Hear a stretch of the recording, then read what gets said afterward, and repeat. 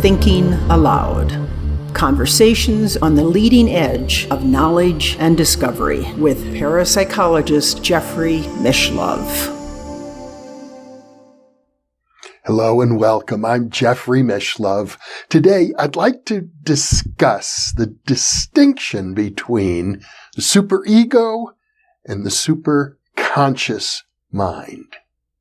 Now, I should begin by saying that people sometimes tend to think of these things as things, but they're not really things. They are concepts designed to delineate processes that take place within consciousness. And they're really not identifiable with any particular organs of the brain, for example. Although I think at one time, the originators of these concepts maybe hoped that that would be the case. The superego is a concept that was developed by Freud. And really, the Freudian dynamics of the unconscious mind work very simply. They're like this. You have a superego, which is sort of the internalized parent, the critic, the judge, saying, you should do this, you should do that, you should be a good person, you should be a good boy or a good girl. And then you have the ego. You learn how to tie your own shoelaces, for example, get dressed in the morning, make your bed, be responsible for yourself. And then you have the id, that which sort of lies below consciousness. Largely, it's your drives, your desires, and the unconscious part of that are the parts that the superego thinks you ought not to possess, like lust, anger, a death wish even for people. And so we go about our business basically pushing certain things out of consciousness because they conflict with the demands of the superego. There you have the Freudian subconscious. Now then they come back, you see, in slips of the tongue, in humor, in dreams. And one might say that really in the 20th, 21st centuries, a big project of Western humanity is to take the Freudian unconscious and make it conscious. And we see that in literature. We see that in film. We see that in all of the portrayals of people expressing themselves publicly and doing things that in previous generations were not socially sanctioned. And it's an important part of a awakening process. Freudian psychology is very, very powerful. At one time, it was considered, I think, the most significant cultural force within psychology itself. Now, the idea of the superconscious mind goes beyond the superego. The superconscious mind, we don't know the outer boundaries of it. You could equate the superconscious mind with creativity, with inventors like Tesla who were able to come up fully formed with things like alternating current motors. The various inventions of Tesla seem to just pop right out of his superconscious mind. The works of Shakespeare. And of course, one might say the great saints and mystics of every culture express the superconscious mind. The idea of cosmic consciousness, of being aware simultaneously of everything at once. Now, what does that mean? In terms of Freudian consciousness, what does it mean to be aware of everything at once?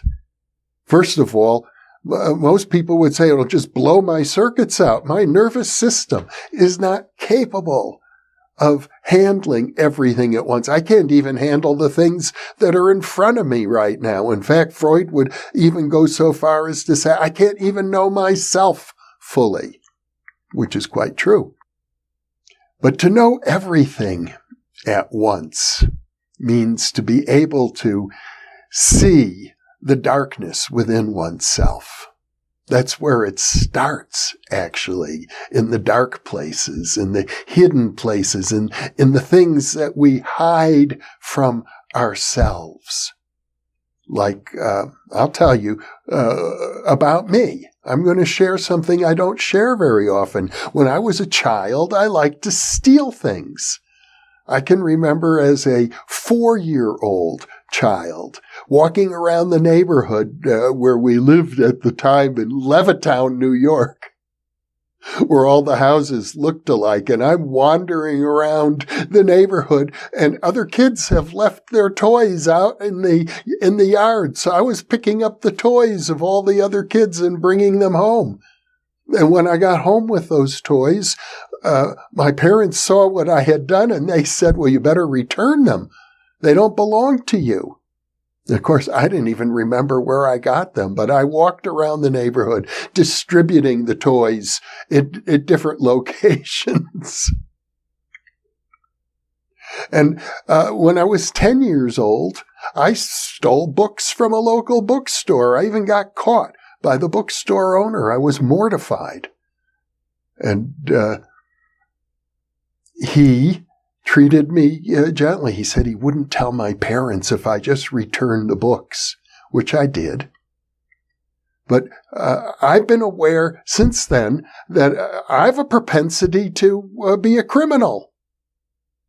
In fact, as I look back on my life, I'll tell you this. I got a master's degree in criminology, and when I was studying criminology at Berkeley, I had an impulse. And the impulse was to volunteer to do a work-study program within the San Quentin prison, and I did. I was in the psychology track within criminology, and I volunteered at San Quentin prison in the psychiatric unit. I ended up doing group therapy sessions with murderers and rapists there, and my intuition was that I was going to have to spend time in prison in this lifetime. I could either do it voluntarily or I might have to do it involuntarily, like my friend Darrell Schoon. After all, this was an era in which college students in great proportions, and including myself, were using illegal drugs. I could have easily gotten busted and sent to prison, like so many people were. Now, I just bring this up to point out that we all have a shadow side. We all have a dark side. And for the most part, we prefer not to look at it.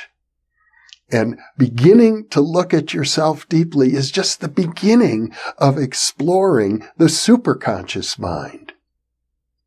Yesterday, and by yesterday I mean the day before this monologue is scheduled for release, which is in about 2 weeks from today, the prior day I will have released the video with Betty Kovacs, Dr. Betty Kovacs, called Working on What Has Decayed. And there we begin to address some of the deeper issues, some of the dark sides associated with humanity as a whole. In particular, we look at the Second World War, which ended just before I was born, but one might say it represented a low point for humanity as a whole over the last, let's say 1 million years in which humans, Homo sapiens, have been on the planet, maybe 300,000, it's hard to say. In any case, a low point. Death camps, millions of people murdered. The Russians alone, I think, lost some 20, 30 million people in that war. The death camps took, 6 million Jews plus several million others. And then there were the bombings. I've been reading about the incredible suffering that took place in England with the bombings of London. Tens of thousands of people in England were killed by bombs in that war. That's part of our heritage. That is part of the global heritage of humanity. We as a species have the capability of doing that to each other. Not to mention the mass extinction that is taking place on the planet right now. Sometimes it's called the Anthropocene extinction, the extinction caused by humans, which has been going on for some 10,000 years, which is relatively short in geological time. Humans have done so much. We have accomplished so very much in the last 10,000 years. But amongst those things has been incredible destruction. Many, many large species have gone extinct. And many more are on the verge of extinction right now because of human behavior. And we could talk about the pollution of the planet. There are no fish that you can get out of the ocean any longer that don't have plastic in their bodies. And the waters are polluted, and the planet is overpopulated. Well, these are simply things we need to address and digest.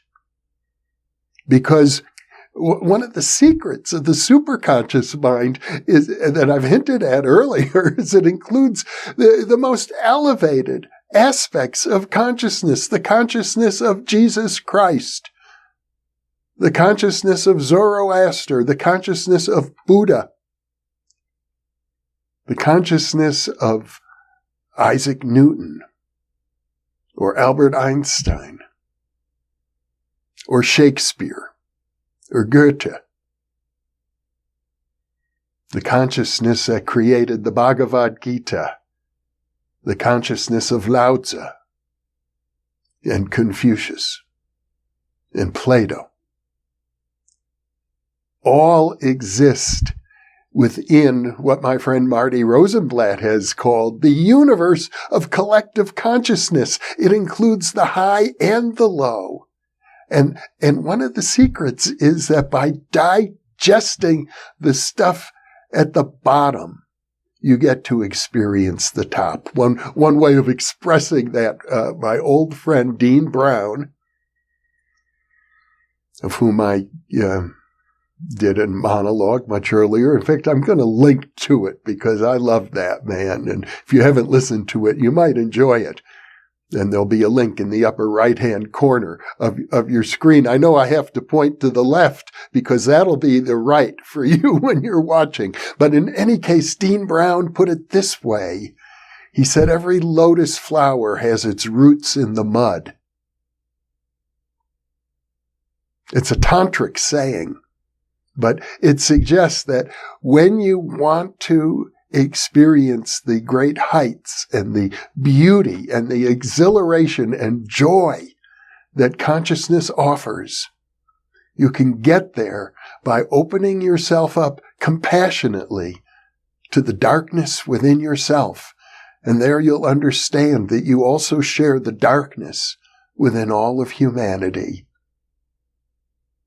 And before I leave you with those thoughts, let me suggest that you ask yourself, what darkness in your life have you been avoiding? What little dark space would you benefit from if you took a good look at it? And if you do that, what do you think might await you on the other side? If you're willing to dig into the muck, where will the lotus flower point you next? I'll leave you with those thoughts and thank you for being with me.